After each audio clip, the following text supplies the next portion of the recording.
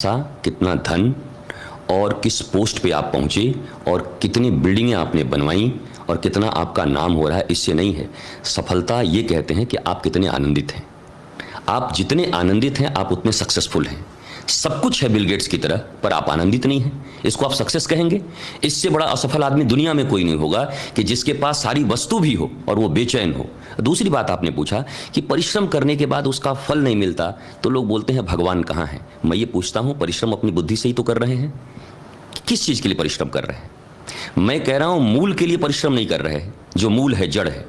पत्ते के लिए परिश्रम कर रहे हैं, पत्ते में पानी डाल रहे हैं, टहनियों में पानी डाल रहे हैं, फूल को खूब सहला रहे हैं, पर जड़ में दीमक लगा हुआ है। जड़ क्या है? जड़ परम पिता परमेश्वर से हमारा जुड़ना, हमारी आत्मा से हमें जुड़ना। हम केवल शरीर के लिए सोच रहे हैं, भौतिक शरीर के लिए सोच रहे हैं, जिसका डिमाइस होना है एक दिन। और इस डिमाइस के पहले पहले इस आत्मा से हमारा परिचय हो जाए, हु एम आई, तो मैं सत्य कहता हूं, पहले तो परिश्रम ही गलत दिशा में वो कर रहे हैं। किस चीज के लिए परिश्रम कर रहे हैं आप? हर आदमी से पूछेगा मैं सक्सेसफुल होना चाहता हूं, तो क्या बनना चाहते हैं? मैं बहुत पैसा कमाना चाहता हूं। तो पहले ये तय करो कि सक्सेसफुल होना चाहते हो कि पैसा कमाना चाहते हो। अच्छा, बनना क्या चाहते हो? मैं बहुत बड़ा डॉक्टर बनना चाहता हूं। डॉक्टर बनना तुम्हारा लक्ष्य है या पैसा कमाना लक्ष्य है? इंजीनियर बनना लक्ष्य है या पैसा कमाना लक्ष्य है? तो आपको बाद में पता चलेगा कि सभी कहेंगे कि पैसा ही तो लक्ष्य है। फिर पूछो पैसा क्यों कमाना चाहते हो, तो वो कहेंगे पैसे से मैं आनंद चाहता हूं, आराम चाहता हूं, रिलैक्स होना चाहता हूं। मैं पूछता हूं, सुदामा तो ऐसे ही रिलैक्स है। मैं पूछता हूं, प्रहलाद तो ऐसे ही रिलैक्स है। आपने गलत रास्ता ही चुनाव कर लिया है। आपने स्वयं डिसाइड कर लिया कि ये मिलेगा तो मैं आनंदित हो जाऊंगा। अरे दुनिया को देखिए और दुनिया वालों को देखिए, अपने आस पड़ोस में देखिए, आपसे ज्यादा धन, ज्यादा संपत्ति और ज्यादा पद पे रहने वाले लोग भी नाक पकड़ के रो रहे हैं। तो क्या आपको समझ में नहीं आ रहा कि अगर इन चीजों से ही परम शांति मिल जाती तो उनको क्यों नहीं मिली? तो कोई ना कोई एक ऐसा चीज होगा जो हमारे पास नहीं है, और वही सदगुरु बताते हैं। लिविंग मास्टर जो बॉडी में है, फोटो नहीं बताएगा, तस्वीर नहीं बताएंगे। हमारे धर्म की पूरी परंपरा बिगड़ गई है। हम फोटोज को मानते हैं, डिटीज को मानते हैं, मूर्तिज को मानते हैं, पर जीवंत गुरु को नहीं मानते। हमें माता पिता, भाई बहन, पत्नी, पुत्र, मित्र, नातेदार, रिश्तेदार सब जिंदा चाहिए, और गुरु फोटो में चाहिए? गुरु भी जिंदा चाहिए, जो आत्म संपन्न हो, जो विवेकानंद की तरह आत्मयोगी हो, जिसने आत्मदर्शन किया हो, और जो मार्ग में, ऐसे मार्ग में आपको ले जा सके जहां पर आपके पास वस्तुएं कितनी हैं ये महत्वपूर्ण न हो, आपके जीवन में आनंद कितना हो और शांति कितना हो ये महत्वपूर्ण हो। मुझे लगता है आप अपने मन से परिश्रम करते रहिए खूब प्राप्त करने के लिए। प्राप्त होने के बाद भी दुखी रहोगे, ये पक्का मुझे पता है। पहले तो प्राप्त होगा ही नहीं, 2% लोगों को प्राप्त होगा। 100% ट्राई करते हैं, 2% लोगों को मिलता है।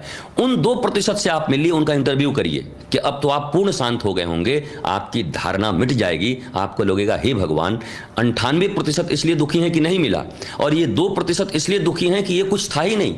मैं जिसे समझता था कि मिल जाने के बाद सब कुछ मिल गया, इसके ऊपर भी कोई चीज है, वो भगवान अनंत है। उस अनंत की खोज ही एकमात्र मनुष्य का रास्ता है, और वो अनंत किसी अनंत गुरु से ही मिल सकता है। गुरु को कहा गया है अखंड मंडलाकारम व्याप्तम येन चराचरम तत्पदम दर्शितम येन तस्मै श्री गुरुवे नमः। आप कुछ भी कर लो, लेकिन एक शाश्वत जीवंत गुरु के बगैर आप कितना भी परिश्रम कर लो, कितनी भी कठिनाइयां सह लो, आपको कुछ मिलने वाला नहीं है। मैं फिर से कहूँगा, एक शाश्वत जीवंत गुरु की खोज आप मत करो, आप हृदय से प्यासे रहो, वो आपको खोजते हुए आपके द्वार पर आ जाएंगे। मैंने अपने जीवन में ऐसा देखा है। आप खोजो उनको कि मुझे एक सदगुरु चाहिए, मुझे मार्गदर्शक चाहिए, वो आपको खोज लेंगे।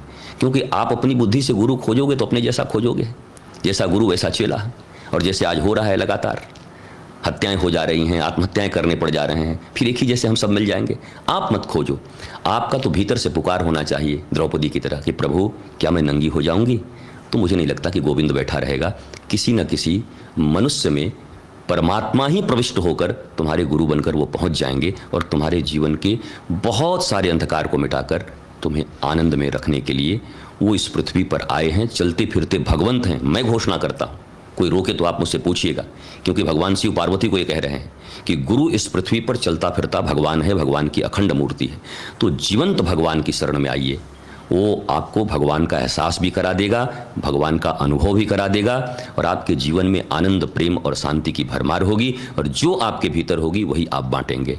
लेकिन आप जिस गुरु के पास गए हैं नौकरी पाने के लिए, पैसा डबल करने के लिए, कोई पद और सत्ता पाने के लिए, और वो भी उसी के लिए अनुष्ठान कर रहा है, तो समझ लीजिए मिल गए हैं दो अच्छे लोग। और जैसे ही आप आए बोले ये तो बहुत साधारण चीज़ है, तो इसके लिए प्रयत्न कर। मुझे पूर्ण विश्वास है कि परम सत्ता ईश्वर अगर तुम्हारे लिए रखे होंगे तो तुम्हें मिल ही जाएगा।